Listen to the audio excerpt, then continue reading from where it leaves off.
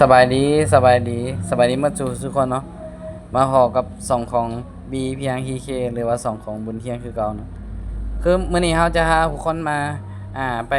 ปเบิ่งเนาะไปเบิ่งการใส่บาตรเฮ็ดบุญใส่บาตรเนาะเพราะว่ามื้อนี้เป็นมื้อบุญบ้านเฮาเนาะบุญบ้านนาแคมอยู่เมืองเพียงแขสยามบุรีเนาะมื้อนี้เป็นมื้อบุญประเพณีเนาะเพิ่นจะเห็นตักบาตรยามน้ำเนาะจะเอาคนไปเบิ่งเนาะเดี๋ยวติดตามให้เบิ่งนำกันเนาะคือตอนนี้เฮามาอยู่ที่ห้านขายเครื่องเนาะเพราะว่าก่อนที่จะไปใส่บาตรเฮาจะมาแวะซื้อเครื่องก่อนเพราะว่าตอนนี้ก็หลายผู้หลายคนก็เริ่มไปแล้วเนาะเพราะว่ามันก็ค่อนข้างแจ้งแล้วนะเพราะว่าเพิ่นจะใส่บาตรอยู่ในช่วงเวลาประมาณ8 โมงเนาะ8 โมงตอนเช้าเราเดี๋ยวนี้ก็เป็น7 โมงครึ่งเนาะเฮาออกมาแล้วพากันมาแวะซื้อข้าวต้มขนมก่อนเนาะเพราะว่าในการใส่บาตรเฮาจะใส่ข้าวต้มขนมแดแล้วก็ใส่เงินไปนำเนาะเดี๋ยวนี้มาแวะอยู่ห้านค้าเนาะมาแวะซื้อ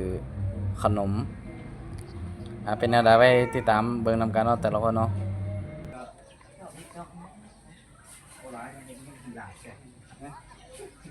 สบายดี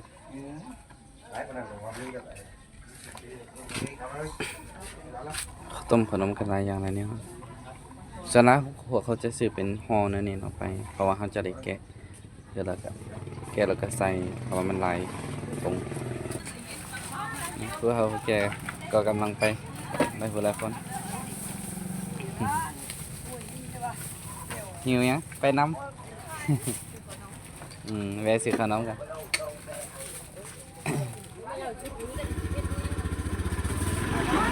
แวะซื้อขนมอยังแหนสาว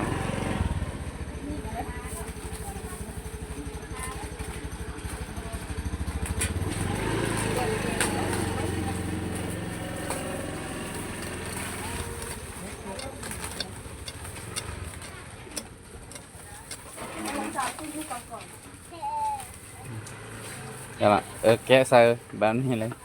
ง่ายคือกันเนาะจบตะเว้นกำลังคนขอบฟ้าเนาะผู้คนกำลังย่างเดินทางไปวัดตะเว้นกำลังโผล่ขึ้นคนขอบฟ้า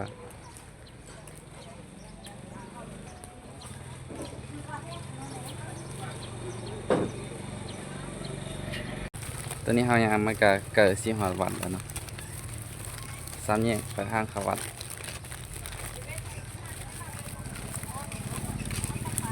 ห้ามค่าเขาก็ปิดมันเนาะเพราะว่ายังเศร้าอยู่วัดโพไซยารามบ้านนาแคม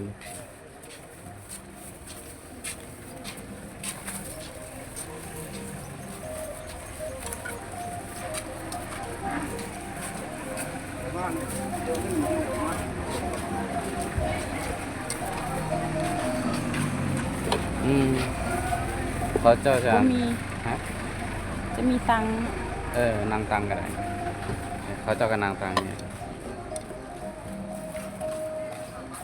ไปนั่นกันไปบูชาหะกันไปบอนเขาบูชามาหอนเฮือเขาจะต้องไปบูชาหะก่อนเขาเอาดอกไม้ซื้อขนมมาหอนเขาจะต้องบูชาหะก่อนเนาะแต่ละคน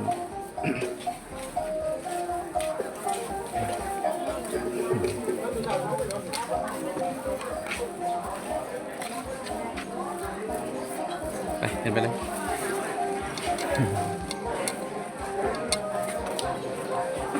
เราจะไปบูชาหะก่อนเนาะทุกคนเนาะหลังจากบูชาหะแล้วเราจะไปนั่งรอหาเนาะแขกคนมาหลายแล้วเราจึงใส่บาตรกันน้ำวันนี้เรามานำกัน2 คนผัวเมียอันนี้เราแต่ละคนเขาแก่บ่ว่าเขาแก่เรือซ้ำหูน้อยเนาะมาหอนมาถึงพวกเพิ่นจะมาบูชาหะอยู่ขึ้นอีกก่อนเนาะ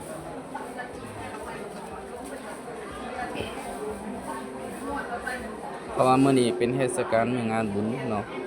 ผู้คนมาหลายแล้วเพิ่นจะมาเฮ็ดขันบูชาให้อยู่ทางด้านนอกของสิมเนาะปกติเพิ่นจะเข้าไปบูชาอยู่ทางด้านในของสิมแต่ว่ามื้อนี้คนหลายเนาะคนหลายแล้วเพิ่นเฮ็ดหลายๆหาด ให้บูชาอยู่ทางด้านนอก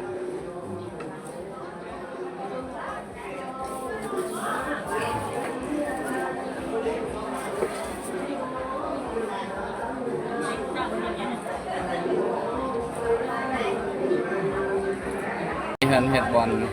เตรียมใส่บาตรเนาะเพราะว่าหลายคนมาแล้วเพิ่นจะใส่เป็นโต๊ะเนาะปกติเพิ่นจะใส่ไปไว้ทางด้านในเนาะอันนั้นนี่เขาเอิ้นหัวแจกเนาะปกติขั้นวันศีลปกตินี่เพิ่นจะใส่ยืนด้านในนี้เนาะแต่ว่ามื้อนี้เป็นบุญบ้านคนต่างบ้านมาหลายคนภายในบ้านก็มาหลายเนาะเพิ่นจะเฮ็ดอยู่ข้างด้านนอกเดี๋ยวมันเพียงพอกับกันมากินทานของแขกคนหลังจากบูชาพระทางด้านในหัวสิมแล้วเพิ่นก็จะมาบูชากันอยู่ทางด้านนอกอีกตึมรอบหนึงเนาะเพราะอันนี้เป็นพระใหญ่ประจำบ้าน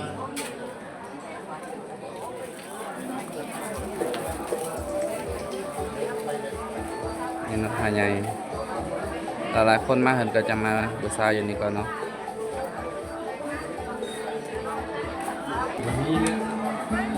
อันนี้ก็ลายเติมเนาะมานับเบิ่งว่ามีจักบานมื้อนี้2 4 6 2 4 6 8 10 12 14 16 18 22 24 26 26เนาะนับเบิ่งคืนอีกเด้อ2 4 6 8 10 12 14 16 18 22 24 26มีอยู่27บาทเนาะในมื้ออยู่อะไรดีผู้คนกำลังเริ่มมาเนาะกำลังทยอยมายังบ่ทันหลายแค่นั้นเพราะว่า8 โมงเพิ่นจะเริ่มเดี๋ยวนี้ก็แม่น7 โมงปลาย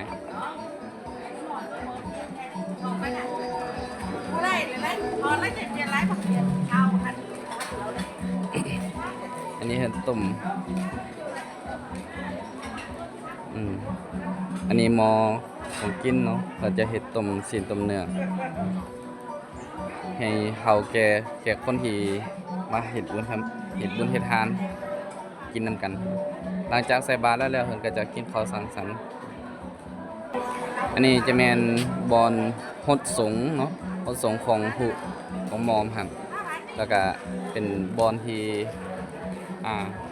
เพิ่นฮดสงฆ์พระเนาะในเทศกาลบุญสงกรานต์ตัวนี้ก็จะเป็นหอกองเนาะ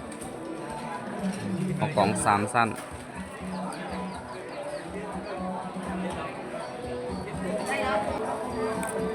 ทุกคนกำลังทยอยมาเรื่อยๆเนาะจุดหนึ่งก็จะมาอยู่ทางด้านในหอแจกนะทางด้านหอแจกบอลที่มีพงเงินหอยอยู่ส่วนที่เหลือมันจะเต็มข้างด้านในหรอกเดี๋ยวก็จะมานั่งกันอยู่ข้างด้านนอกนะ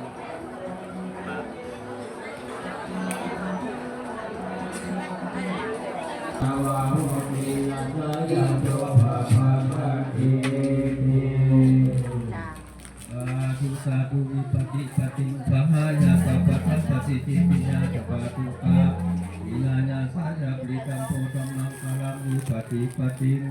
ปหายาสัพพะทัสสะติปิญญาจัปปาปายาวิญญาณสัจจะปริตัมโพธัมมังคลังวิปติปติปหายาสัพพะทัสสะติปิญญาจัปปาโลกาวิญญาณสัจจะปริตัมโพธัมมังคลัง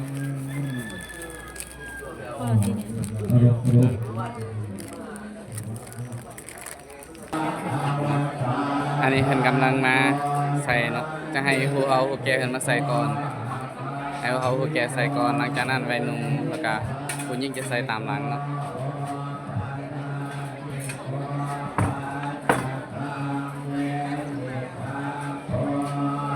เฒ่าแก่แนวโฮมใส่เมิดเนาะหลังจากนั้นก็เป็น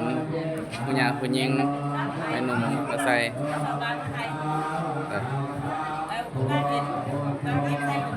จะหายหมดเลยเนาะหลายคนเห็นกันมาแขกต่างบ้านต่างเมืองกันมาหลาย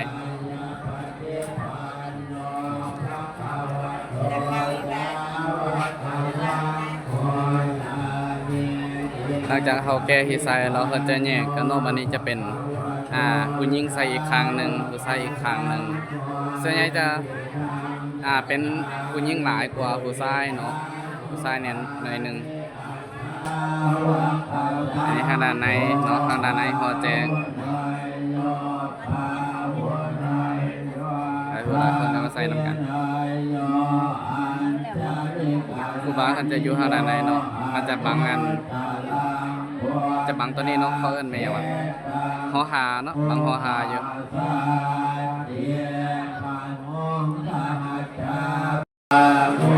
เนาะครูบาเขาจะอยู่ทางด้านในจะมือแดงเพราะว่าเราบ่ได้ใส่ไฟก็จะเฮ็ดอยู่ทางด้านในหลังจากที่เขาแก่ผู้ชายใส่เนาะอันนี้เขาจะแบ่งเลยจะแบ่งเป็นผู้หญิงใส่มาอีกครั้งหนึ่งผู้หญิงใส่ครั้งหนึ่งผู้ชายใส่อีกครั้งหนึ่งผู้ใส่ก่อนหมู่นี่ก็เป็นผู้ใหญ่บ้านเนาะเป็นผู้ใหญ่บ้านนาแคมแล้วก็เป็นเขาแก่แนวโฮมของบ้านก็จะใส่มาก่อนหมู่เลยทั้งหมดในมื้อนี้จะมีอยู่24บาทเนาะแล้วก็มีบาทเงินอีก3บาทเป็น27บาทแล้วก็มีตู้บริจาคอีก1ตู้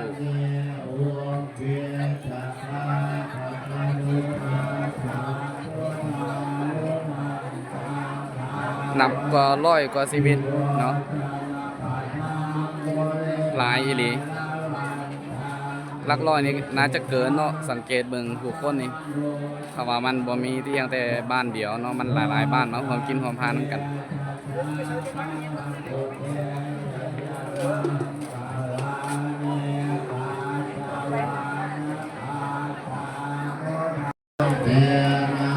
นี่นะแขกตั้งบ้านเพิ่นมากินความพานนำ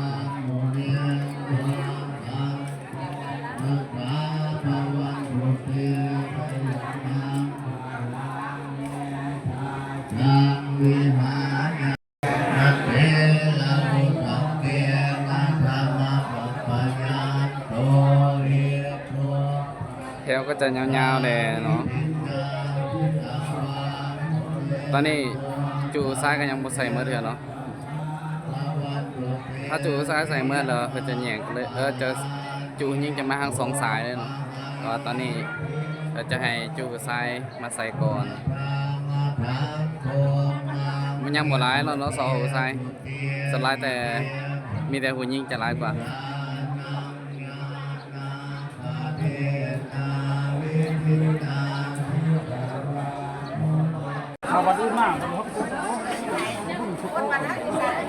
ตอนนี้ก็หัวโฮเกแนวโฮมก็ใส่เมื่อแล้วเนาะผู้ใหญ่บ้านก็ใส่เมื่อเราก็จะเป็นแขกคนเป็นลูกบ้านมาใส่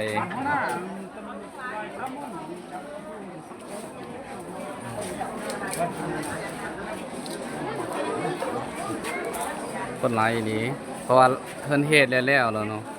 แต่ว่าการใส่บาตรยังบ่ทันสิ้นสุดเทื่อ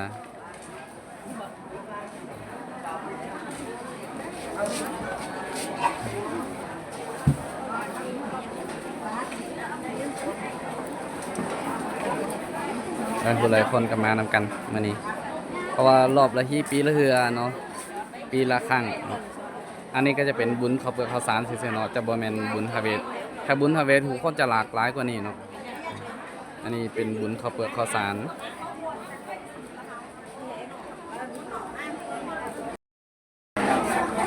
นี่ก็จะเป็นแขกต่างบ้านต่างนั่นเนาะแขกต่างหมู่บ้านเพิ่นมาร่วมกินร่วมทานนะ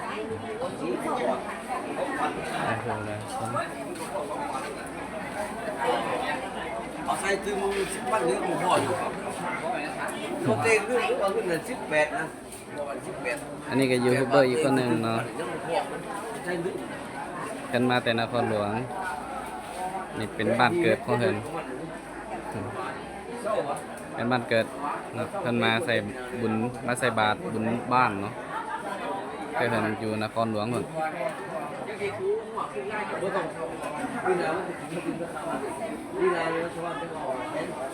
ยังต่อคิวยาวเลยเนาะยังบ่เกิดสิมื้อเทื่อแต่ว่ายังหลายเติบจะเป็นผู้หญิงทั้งหมดเลยที่ยังเหลือ คนเล็กคุณเดี๋ยวก่อนยังรอจอดไม่เร็วนะคนละเครื่องนัดรับมาบ้างเลยทั้งทางนะแต่ว่าคุณต้องการเปลี่ยน ผู้หนุ่มผู้น้อยก็จะอยู่ห่างถ่ายเนาะจะใส่ตามหลัง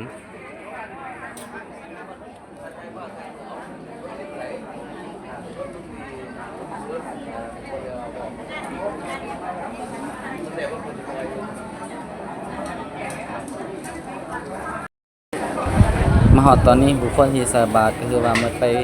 เกือบครึ่งแล้วเนาะคือว่าใกล้จะสำเร็จแล้วเพราะว่าการเทศนาคือว่าแล้วโดนเติบแล้วแต่ว่าคนที่มาใส่บาตรนี่ยังบ่ทันแล้วเนาะเพราะมันเลยต่อคิวยาวเพราะว่ามื้อนี้คนมาใส่บาตรคือว่าหลายคือคักหนาแน่นนี้ครับการใส่บาตรเนี่ยสังเกตเบิ่งยิ่งเราจะหลายกว่าใส่ ถึงหมอเนาะ เกือบกว่า80ตัวซาวเลยเนาะ ตังไหม ตังไม้เนาะ ผู้หญิงทางมัน ตังไม้มันก็ตังไม้ มาก็จะเป็นมีหอมีเฮือนมาเพราะว่ามื้อนี้ตามสังเกตนี้จะบ่เห็นพวกวัยรุ่นหนุ่มน้อยปานใดเนาะจะเป็นแม่หอมีเฮือนหลายกว่าที่เห็นมาใส่บ้าน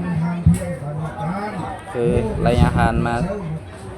จะเห็นเป็นพวกวัยหนุ่มที่ยังโซนเนาะมาหลายอยู่แต่ว่ามาสังเกตเบิ่งในมื้อนี้คือว่าบ่เห็นเป็นเศษเป็นสายก็จะเห็นเนาะ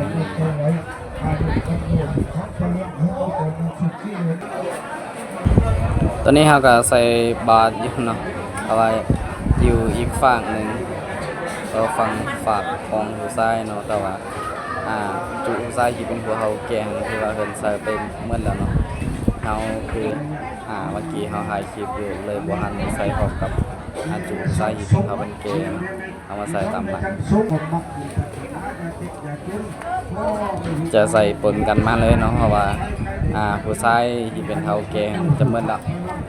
เหลือแต่ผู้ชายยังแต่เฮากับอีกคนหนึงเนาะเพราะว่าใส่ตามหลังจะหลายอย่าเหลือแต่ผู้หญิงที่ใส่มาเพราะว่าฝ่ายผู้หญิงเขาจะใส่แต่ฝ่ายเดียวมันก็จะลาซานานแล้วสร้างเมื่อจุผู้ชายที่เป็นเฒ่าเป็นแก่มันก็จะใส่รวมกันมาเลย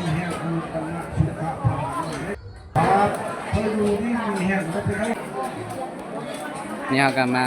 ร่วมบริจาคน้ำเพิ่นเนาะเพราะว่าเพิ่นจะสร้า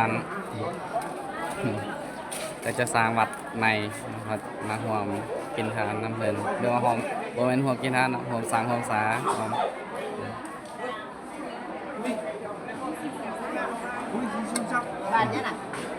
เมียข่อย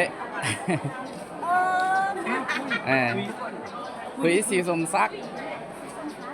บ้านแอมเป็นดีเมียเขา อยู่บ้านนาแคมนี่แหละ แม่ได้มาพอเพิ่นเราแค้นถึงแล้วนะยังมาสั่งซื้อเลี้ยงไหน เที่ยงคุยก็ได้คุยเที่ยงก็ได้เพื่อบ วกกันเนี่ย ลูกเฮาบ้านนาแคม โอ้ยเจ้าจะบ้าคนเขาบอกจักจะหาเห็นเนี่ยก่อนจะเห็นเราเห็นอย่างนั้นเขาเจ้าเห็นเลยจะเห็นยังเห็นจะกระเด็นอยู่เลยมุ่งนกจักนก นี่นะเห็น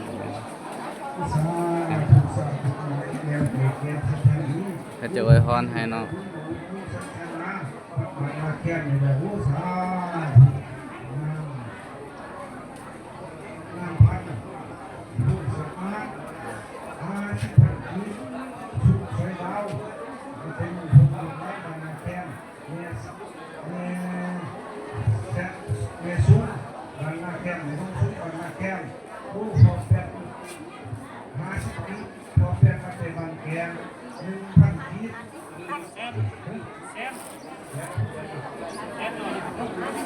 แสนขีดทำแบบนี้เนี่ยบางรุ่นบางแก้มสาวแบบขีดเนี่ยเสร็จแล้วมันเป็นแบบขีดแสนสาวแสนสอง15ผัดไทยให้มาดูแสนสองเนี่ยรถแก้มสาวผัดขีดเนี่ยเสร็จแล้วมาดูสาวผัดขีดอุ้ยสีสุดมากสักร้อยบาทแก้มหัวนี้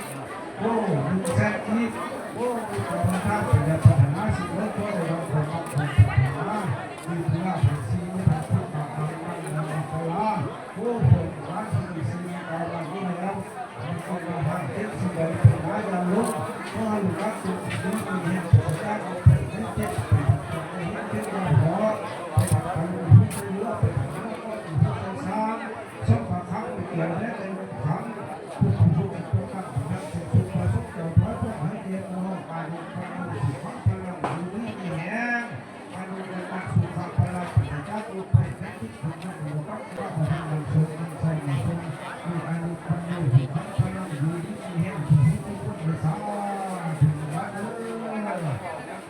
บุญเฮ็ดทานใส่บาตรยานน้ำเรียบร้อยแล้วเฮาก็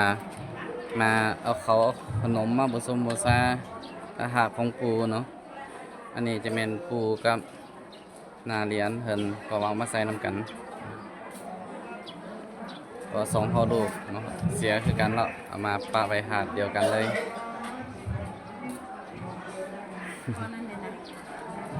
พอแน่ ยิลุม คุณใส่ อันนี้เขาเจ้าจะมาเฮ็ดหาดไว้ตามใต้